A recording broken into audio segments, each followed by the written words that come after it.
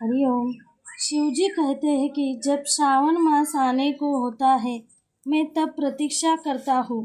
शिव जी कहते हैं कि जो मनुष्य इस श्रावण मास में व्रत करता है मुझको परम प्रिय होता है। यह मास मुझको जितना प्रिय है उतना कोई भी मास नहीं। सकाम व्यक्तियों को अभिष्ट फल देने वाला है। अभिष्ट फल यानी यदि आप कोई कामना से लेकर इस श्रावण मास का व्रत करेंगे तो वह आपका अभिष्ट फल यानी इच्छित फल वह आपकी कामना पूरी होगी। और जो कोई निष्काम भाव से इस व्रत को करेगा श्रावण मास का तो उसको मोक्ष की प्राप्ति होगी। शिवजी आगे कह रहे हैं कि पूरे महीने नियम पूर्वक नक्त व्रत करें। पूरे महीने प्रतिदिन भर रुद्राभिषेक करें। नक्त व्रत क्या होता है? जैसे कि हम दिन भर उपवास करते फिर शाम को शिवजी का पूजन कर लेंगे। सूर्यास्त होता है, प्रदोष काल शुरू होता है, तब शिवजी की पूजा की जाती है।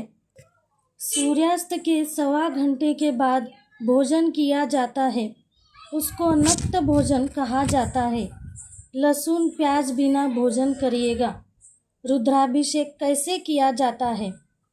जैसा भी आपके पास शिवलिंग हो, हर धातु, अगर आपके पास शिवलिंग ना हो तो मिट्टी से शिवलिंग निर्माण कर लेना, उसके ऊपर ही रुद्राभिषेक कर लेना।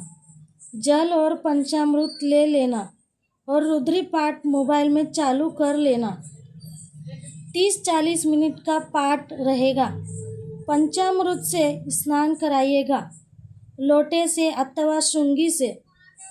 इस मास में रुद्राभिषेक करने वाला व्यक्ति रुद्री पाठ में जितने भी अक्षर है उतने करोड़ वर्ष तक व्यक्ति रुद्र लोक में निवास करता है।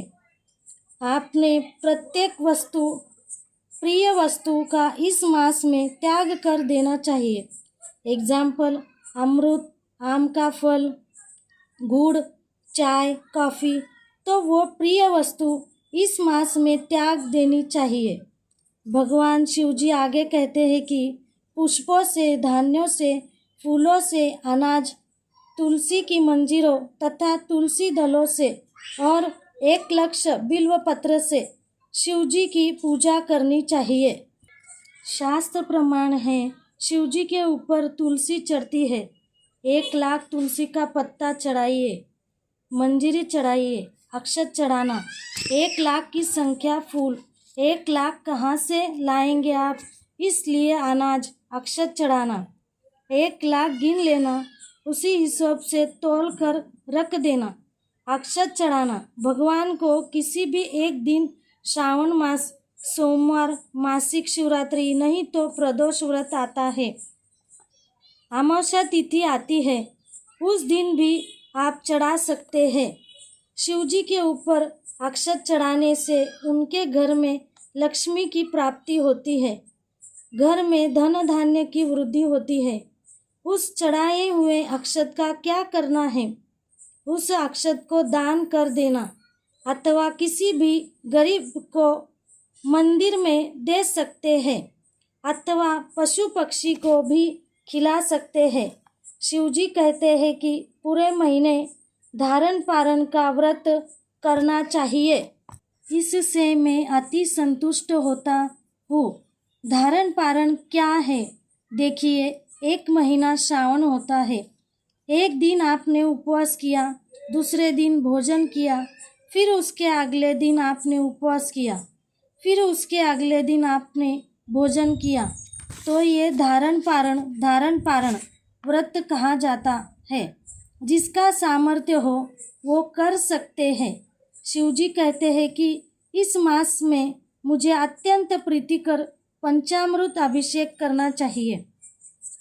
इस मास में जो जो शुभ कर्म किया जाता है वो अनंत गुना फल देता है। इस मास में उत्तम से उत्तम वस्तु दान करने की मानी गई है। वस्त्र अत्यंत उत्तम माना गया है।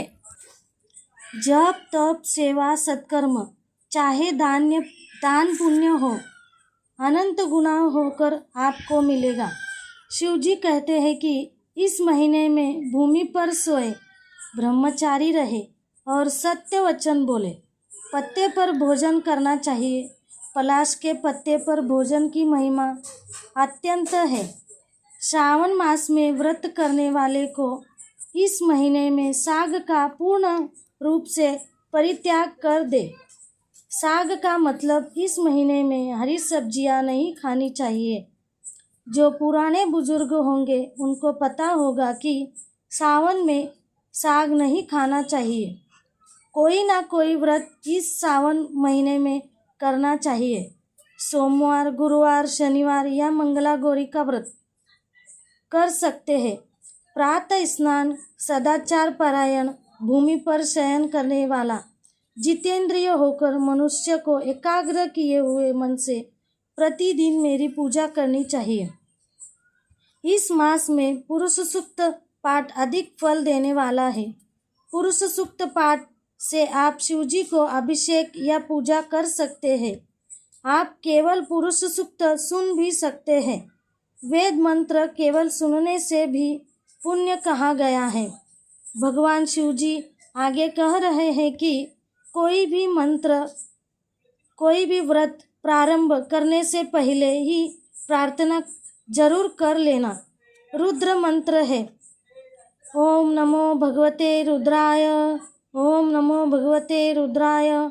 इस मंत्र के द्वारा होम हवन और अभिषेक भी किया जा सकता है। ओम नमः शिवाय। हरि ओम।